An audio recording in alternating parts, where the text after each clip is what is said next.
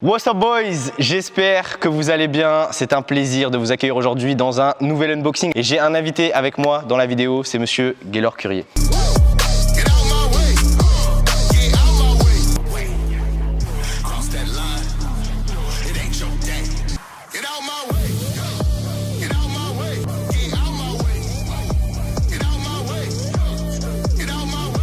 Bonjour à tous. Je te laisse te présenter rapidement en deux mots. Je m'appelle Gaylor Currier, comme tu viens de le dire. Je suis basketteur professionnel. J'ai joué à Orléans les 3 dernières années. Je viens de faire une pige à Gravelines, Dunkerque, en Jeep Elite. Yes. Et je suis un passionné de chaussures de basket. Pour la petite info, Gaylor me suit je crois depuis que j'ai 100 ou 200 abonnés sur Instagram. Et il est à un niveau encore au-dessus de moi. Donc j'arrête pas de lui dire Gaylor, ouvre ta chaîne YouTube, ouvre ta chaîne YouTube. Donc les gars, je vais vous spammer dans les commentaires Gaylor, ouvre ta chaîne YouTube. Parce qu'il va peut-être ouvrir sa chaîne de test de chaussures de basket. Et je vous jure qu'il a encore plus de choses à dire que moi, donc on va le motiver, il va ouvrir sa chaîne. N'hésitez pas à mettre un like et puis on passe à l'unboxing. Here we go. Donc les gars, Gaylor, il a acheté sa paire du coup, directement à Paris. Moi c'est Jordan qui m'a envoyé un sac à dos, mais je suppose qu'il doit y avoir la paire à l'intérieur. Ce que je vous propose, c'est qu'on regarde ça tout de suite. Tac, on a notre fameuse boîte. Elle est plus petite que la tienne. Tu mets du quelle pointure déjà? Ouais, je mets 14, 48,5. 48,5 les gars, les grands pieds, les grands pieds. En même temps, si je faisais du 42 pour un 99, ce serait un peu relou quand même. Ouais, c'est vrai que tu fais quasiment 2 mètres en vrai. Ouais. On va passer à l'unboxing, gars, je vais pas vous faire attendre. Je sais que vous avez envie de voir la paire, moi aussi, Gaylor aussi. Donc, on ouvre en même temps? Allez, c'est parti. Allez, let's go. Ok. C'est un processus d'ouvrir la boîte. De ouf. Ça j'aime bien ça. Ça j'aime bien. Toujours quand on déballe une chaussure les gars, c'est le meilleur moment. C'est quand tu l'aperçois.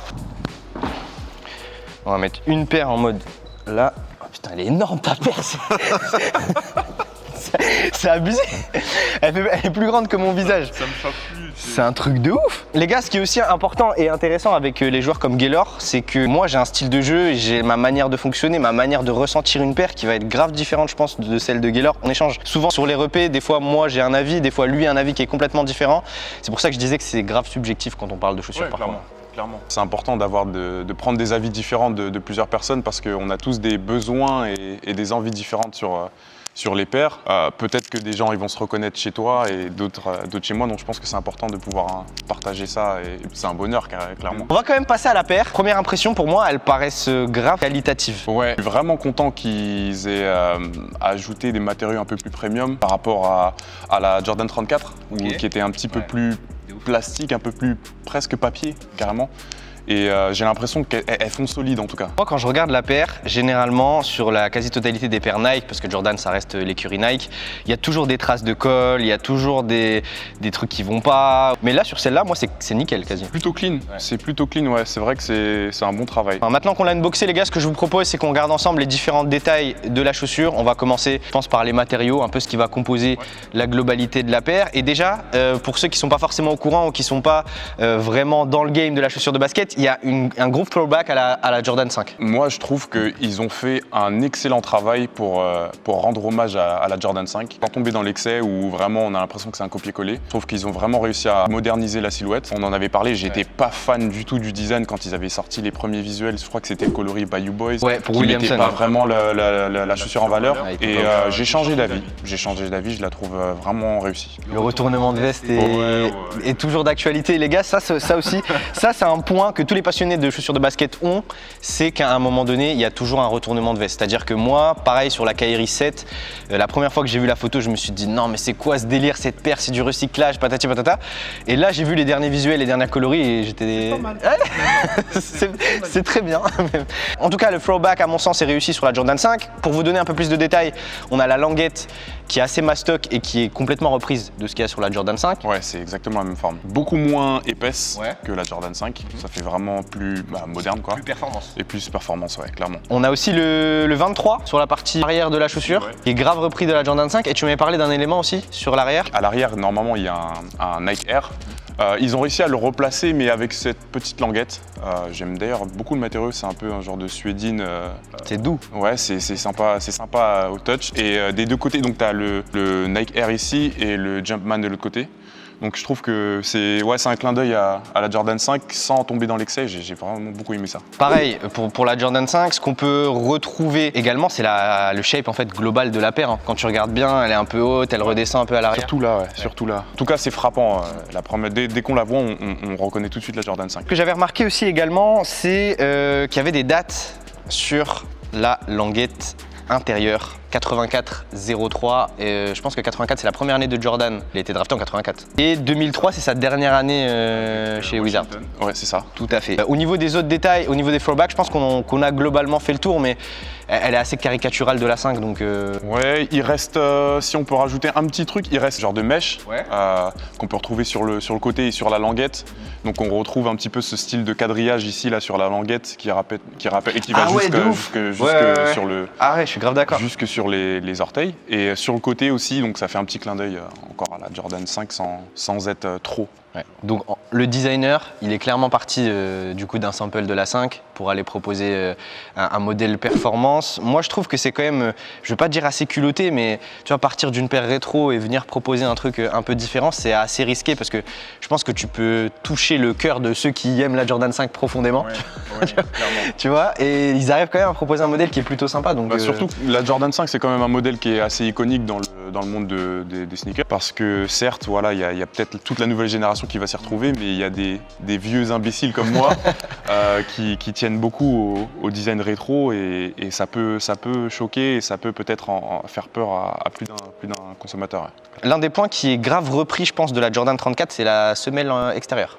Motif en chevron, c'est la base, c'est Jordan, j'ai l'impression. Moi, ça me fait un peu peur. J'ai eu une mauvaise expérience avec la Jordan 34. J'ai la chance de jouer en pro sur des parquets tout le temps. Malheureusement, tous les parquets ne sont pas finis avec du vernis. Okay. Et sur les parquets mat, sur la Jordan 34, j'avais des grosses glissades. C'était vraiment rédhibitoire pour moi, donc j'ai pas pu vraiment jouer avec. Les lignes sont vraiment très fines. Elles sont grave fines. Limite pointues.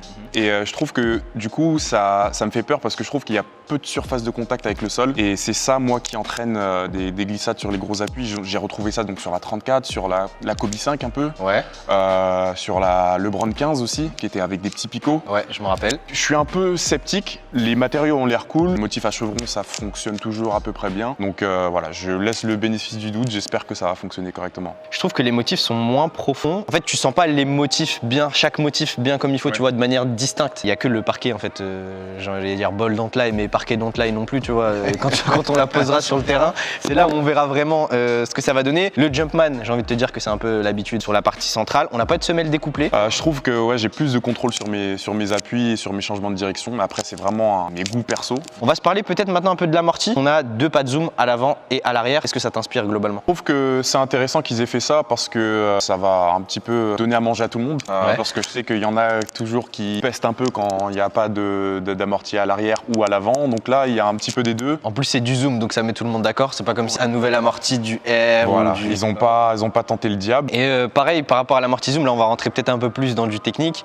Mais là, l'amorti zoom, il est beaucoup plus proche du sol finalement que de ce que tu pourras ressentir dans ta paire. Je vous propose qu'on passe maintenant à la partie un peu maintien et sécurité. On va pas se parler de ça en détail, on va faire un test plus tard et je vous donnerai un peu mon avis et Gaylor également, mais juste sur la partie Eclipse Plate en fait, juste parce que sur la 34 elle était un peu différente, tout en sachant que la 34 était marketée comme la chaussure de Zion. Zion c'est un beau bébé, donc il va falloir un peu contenir ces différents mouvements. J'ai l'impression que cette 35 elle est plus solide, j'ai l'impression que cette 35 a des matériaux qui sont un peu plus costauds et j'ai surtout l'impression que l'Eclipse Plate en fait elle monte un peu plus haut. Ouais.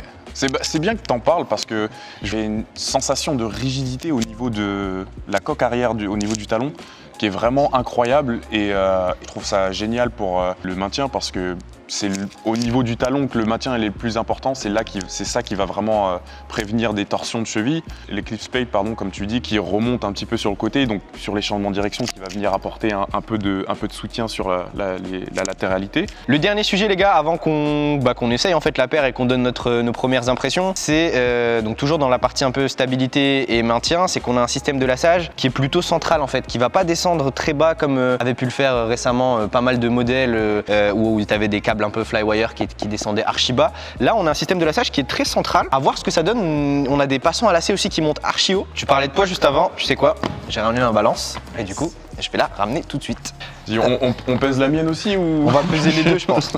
Au niveau du poids, en fait 400 grammes c'est un peu la moyenne sur du 43. Quand on regarde les chaussures les plus légères que j'ai testées ces 2 dernières années, ça va de 327 grammes à peu près 500 grammes. Donc on verra ce que cette Jordan 35 va donner. Je vais enlever quand même Ouais, c'est mieux. les petits trucs C'est parce mieux. que sinon ça va pas. Bon les gars, la Jordan 35 pèse 428 grammes, donc c'est un peu au-delà de la moyenne. Je m'attendais pas à ce qu'elle pèse en dessous des 400 grammes, pour être clair avec toi. Je trouve que le poids, il est bien distribué dans la paire. Elle fait pas lourde en main.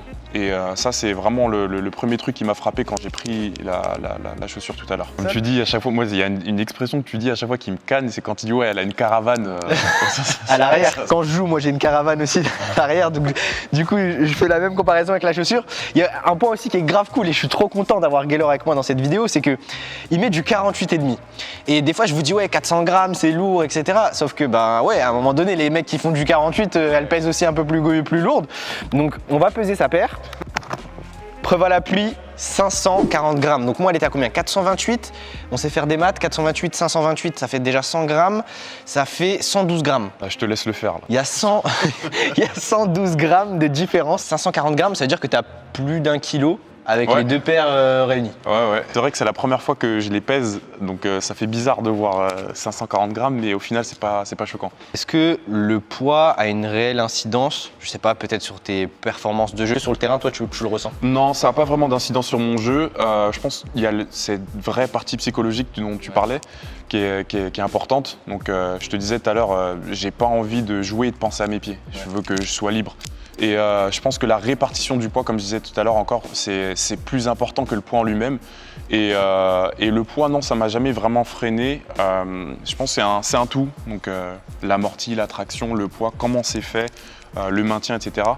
Donc si la chaussure est lourde, je lui laisse le bénéfice du doute et je l'essaie quand même sur terre. On a fait un peu le tour les gars de ces Jordan 35. Ce que je vous propose c'est qu'on va les enfiler, on va voir un peu nos premières impressions, on va les porter et puis on vous donne notre avis tout de suite. Les chaussures, les chaussures, les chaussures. On enlève ces petits souliers et on va enfiler ces fameuses Jordan 35. Ça a été fait pour pouvoir l'ouvrir et enfiler son pied de manière assez facile, regardez. Là, j'ai rien changé, hein. C'est la paire d'usine comme ça, regardez, je peux l'ouvrir jusqu'ici. Donc on a un bête d'espace. Et du coup, je pense que mon pied, il va rentrer plutôt facilement, même si j'ai mis des chaussettes rembourrées. Alors du coup, on a quand même réussi à les enfiler, ces fameuses Jordan. J'ai l'impression que c'est les mêmes lacets que la 34. Moi, je vais la mettre jusqu'au dernier passant. Mais le système de lâchage, il bouge pas du tout. C'est abusé, généralement, j'ai toujours un petit espace. Au niveau du talon, c'est béton. C'est dur les gars au niveau du talon. Regardez les gars, à l'intérieur on a 2 gros coussins de rembourrage. Les gars, juste ici là, les 2 gros coussins de rembourrage. Et du coup quand tu les mets, tu les sens en fait. C'est pas comme si tu les sentais pas, ou je trouve que je les sens moi en fait, tu vois. Ouais, ça vraiment, ça te bloque à l'arrière au niveau du tendon d'Achille. Limite, ça chausse un poil long. Ouais. Bah, pas assez pour aller une demi-taille en dessous, je pense pas. Mais ouais, il y a quand même de la place de bouger un peu ses orteils devant. Tu sens le zoom là direct? Ouais, au direct. Direct. Je me sens stable, tu vois. À moi devant, je le sens direct. Derrière, pas trop. Ça couine un peu hein, déjà. Ouais. Bon du coup, premières impressions. T'es bien ou pas là? Elles sont... Je trouve que le fit est incroyable. Ouais. Où vraiment, elle vient vraiment bien s'envelopper autour du pied. Sensation super au niveau du talon, parce que je me sens sécurisé. Ouais. Et je pense que pour quelqu'un qui revient de blessure ou un truc comme ça, moi, dans ma situation, par exemple, je trouve que c'est top. Genre je me dis, tu vois, c'est grave rembourré, c'est comme on disait, il y a une grosse caravane à l'arrière. Quand on les a au pied, la sensation elle est complètement différente, je trouve. Je te rejoins sur le fait qu'elles paraissent et qu'elles sont un peu plus longues que la normale sur du 43. Il n'y a rien qui me gêne. Elles sont pas suffocantes comme une paire de Kyrie, mais elles sont quand même très très compactes, ouais.